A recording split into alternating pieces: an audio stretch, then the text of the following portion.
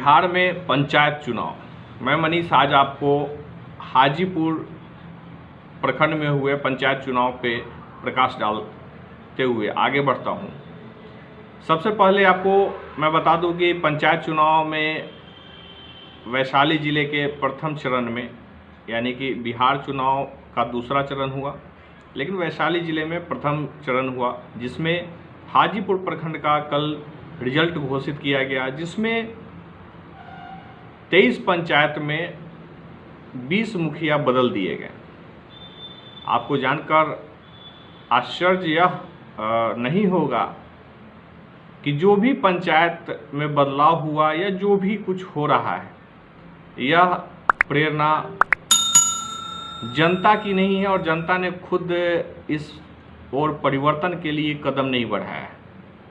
यह मत समझिए कि रोज़ जो बदले जा रहे हैं मुखिया जनप्रतिनिधि जो बदल रहे हैं, वह एक लॉजिक नहीं है कि मुखिया ने काम नहीं किया इसलिए क्योंकि जिन तक पैसे नहीं पहुंच पाए, क्योंकि आप समझ लीजिए कि धरातल की स्थिति यही है कि 100% वोट खरीद कर ही लोग मुखिया बन रहे हैं।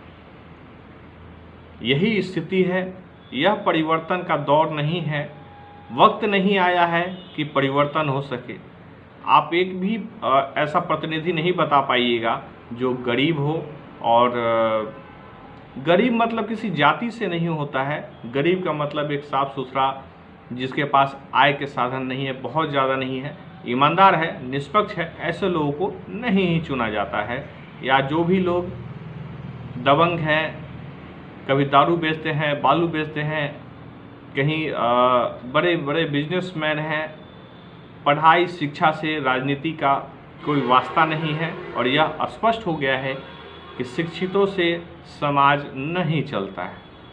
आप अपने बच्चों को पढ़ाने की तरफ जिस प्रकार से मुखातिब हैं, लेकिन जैसे ही आप राजनीतिक स्वरूप में आते हैं, जनप्रतिनिधि चुनने के लिए आते हैं, तो आप उसमें शिक्षा व्यवस्था नहीं देखते हैं। हर वोट के लिए 500-1000 रुपया मांग लेते हैं।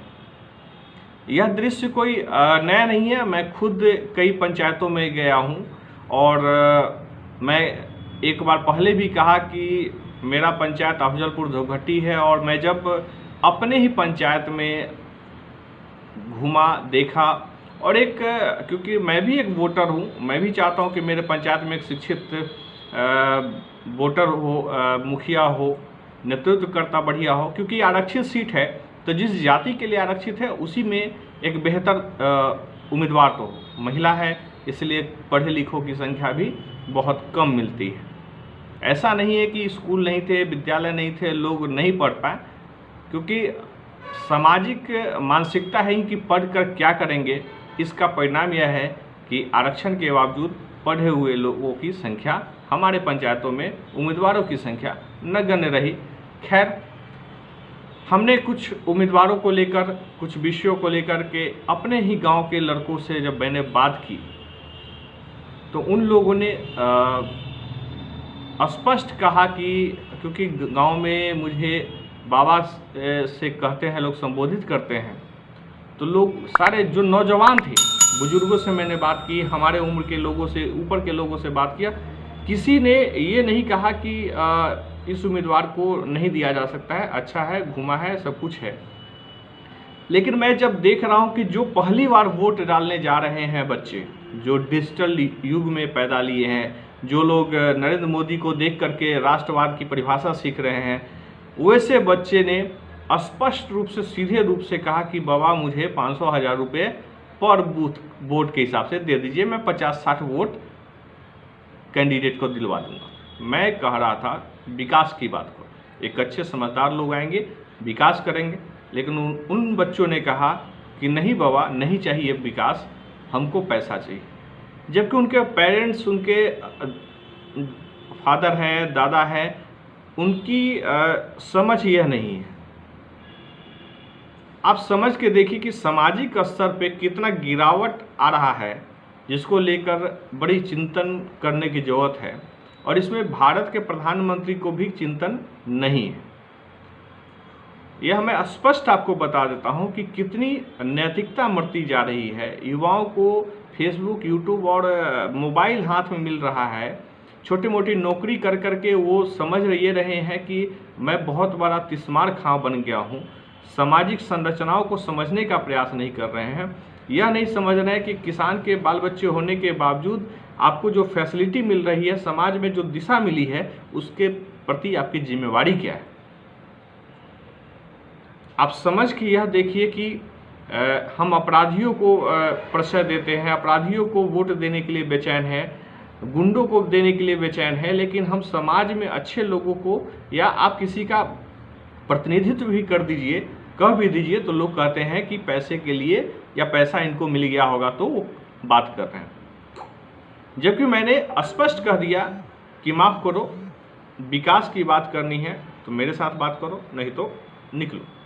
और वैसा ही हुआ, पैसे नहीं दिए गए, जिसको लेकर के मुझे खबर मिली कि पंचायत के कुछ लड़कों ने कुछ लोगों पे अभद्र टिप्पणी भी की, मेरे ऊपर भी की, और साथ में कुछ लोगों पे हाथ भी उठा दिया।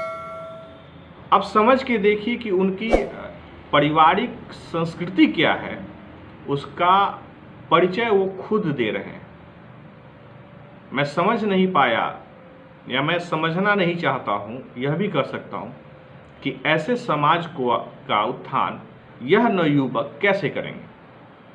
खैर, मैं आता हूँ पंचायत चुनाव को लेकर के आगे एक बड़ी चीज़ की तरफ, कि पंचायत चुनाव में मुखिया बदले, कई प्रतिनिधि बदल गए और लगभग पुराने लोग साफ ही हो गए। और इसका परिणाम यह हुआ कि कल जब रिजल्ट आना शुरू हुआ तो थाथन बुजुर्ग एक बहुत ही महत्वपूर्ण संवेदनशील पंचायत है। कहा जाता है वहाँ पे बहुत बड़े स्तर पे परिवर्तन की और बात नहीं हो सकती थी, जहाँ पे लगातार 2 बार चुनाव लड़ने के बाद एक व्यक्ति चुनाव में निकला, कल अच्छे मतों से जीता। लेकिन पूर्व में जो आपको मैं बता दूं कि पंचायत समिति रहे, फिर एक टर्म मुखिया भी रहे और दूसरे टर्म मुखिया के लिए जा रहे थे। खुद महिला चुनाव लड़ रही थी, उसमें उनके पति जो हैं वो सारे लोग हाजीपुर के पूर्व विधायक जो आज केंद्रीय राज्य मंत्री हैं और वर्तमान विधायक, इन सबके चट्टे बट्टे हैं। और योजनाओं को कैसे खाना है, योजनाओं को, सरकारी फंड को कैसे खाना, उसकी बखूबी क्या बोलते हैं उसको, इतिहास, भूगोल पढ़ाया गया है। और अगर सही से जांच कर ली जाए तो क्या हो सकता है, इसकी कल्पना नहीं कर सकते। लेकिन क्योंकि वो सत्ताधारी दल के लोग हैं, इसलिए उनके यहाँ CBI रेड नहीं होगी। खैर, हुआ ये कि थाथन बुजुर्ग में मुखिया जो नए बने, थोड़ी सी खुशी जाहिर की, कुछ पटाखे छोड़े, जिस पटाखों की आड़ में जो पूर्व मुखिया पति हैं उन्होंने अपने गुंडों के साथ ताबड़तोड़ गोलीबारी की। पुलिस के दावे, जो मैं हमेशा कहता हूं कि वैशाली पुलिस के भरोसे मत रहिए। एक दिन, चुनाव के दिन चाक चौबंदी रही, बढ़िया से मतदान हुआ, कोई घटना नहीं हुई, तो इसका परिणाम यह था कि AC में बैठे हुए पुलिस अधिकारी और जिलाधिकारी नहीं रहे। वो धरातल पे उतरे, जमीन पे उतरे, कदम से कदम मिलाकर के लोगों के बीच में रहे। और जैसे ही चुनाव खत्म हुआ वो बहुत रिलैक्स हो गए, चुनाव तो करा लिया, अब मरती है कोई तो मरे, उनका ड्यूटी का हिस्सा यह नहीं है। उनके पास गुंडई का लाइसेंस है, हथियार है, वो FIR करेंगे, 20, 25, 50 लोग का इसी में नाम आएगा।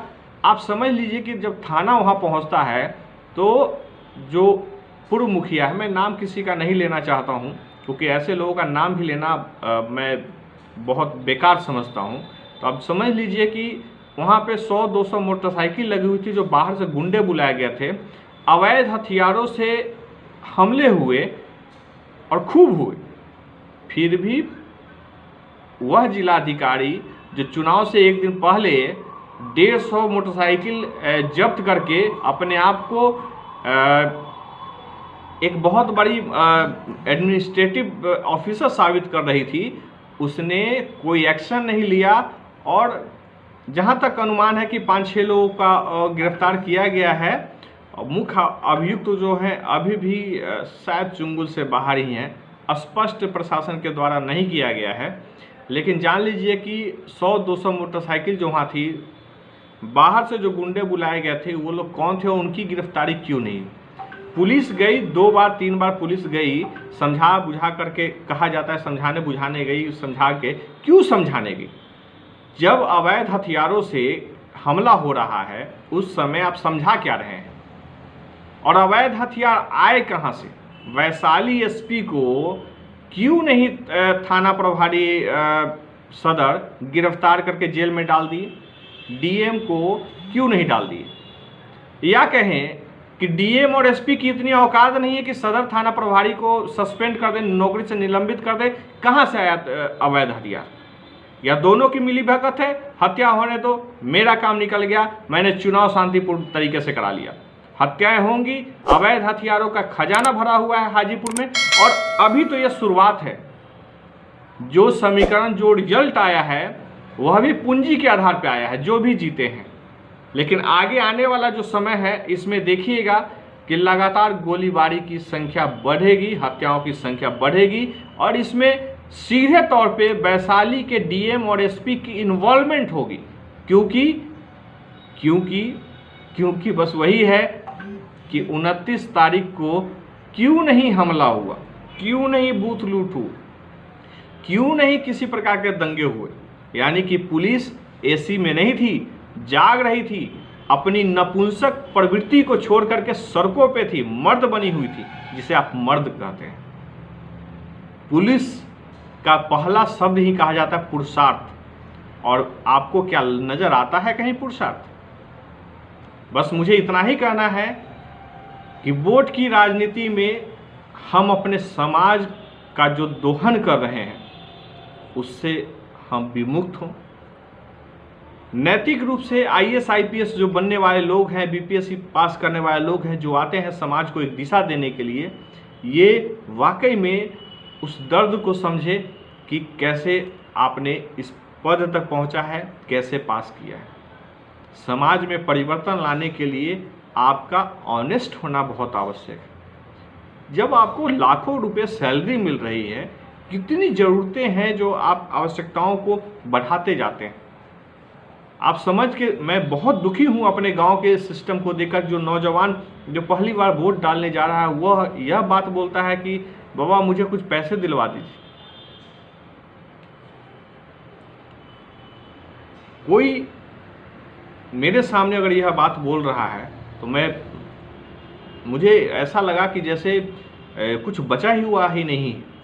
मुझे उम्मीद नहीं थी कि ऐसे लड़के भी होंगे जो मेरे गांव में है जो ऐसे बात करेंगे। मैं अन्य जगहों पे गया, वहाँ भी पैसे की बात हुई, सब हुई, लेकिन मुझे अपने गांव को लेकर के बड़ा गंभीरता थी कि इस बात में कहीं से भी इस तरीके की बात नहीं होगी। लेकिन लोगों ने पैसे मांगे, और मांगे ही नहीं, गलत चरित्रों का भी प्रमाण दिया। तो मैं उदाहरण किसी और का नहीं देना चाहता हूँ, मैं अपने जीवन के आसपास और मैं जो प्रत्यक्ष रूप से मैं जो देखता हूँ, समझता हूँ, मैं उसी की बात करूँगा। तो आपको इस तरीके से कोई भी सूचना हमसे साझा करना हो, आप मेरे नंबर 9471439247 पे संपर्क करें। इसमें व्हाट्सएप और टेलीग्राम नंबर मेरा यही है। ahannews@gmail.com पे आप मुझे ईमेल कर सकते हैं। फेसबुक पे भी आप आहान न्यूज़ हिंदी में डालेंगे, अंग्रेजी में भी डालेंगे, कोई दिक्कत नहीं है। हमारे साथ आप जुड़ सकते हैं, पेज के साथ जुड़िए। मनीष कुमार सिंह के नाम से है फेसबुक, आप उस पर भी जुड़ सकते हैं, ताकि हम एक बेहतर समाज को बनाने में अपनी भूमिका निभाएं, एक बेहतर राष्ट्र की तरफ मुखातिब हों, एक बेहतर समाज बनाने की तरफ मुखातिब हों। 1000 रुपये अगर लेकर के आप वोट देते हैं तो 1000 रुपया तो आपको कल खत्म हो जाएगा, लेकिन पूरे 5 साल आपको किसी की गुलामी करनी पड़ेगी। क्या आप अपने विकास को अवरुद्ध रखना चाहते हैं? मेरे गांव की सड़कें खराब है, जर्जर है, तो मुझे लगता है इसमें वहाँ के जो भी लोग हैं, और कुछ सियाने में भी है जो पूर्व विधायक सांसदों के दलाल हैं हमारे गांव में भी, जिनकी वजह से गांव का विकास अवरुद्ध है। तो बहुत बहुत शुक्रिया, बहुत बहुत धन्यवाद आप सभी का। फिर मिलते हैं।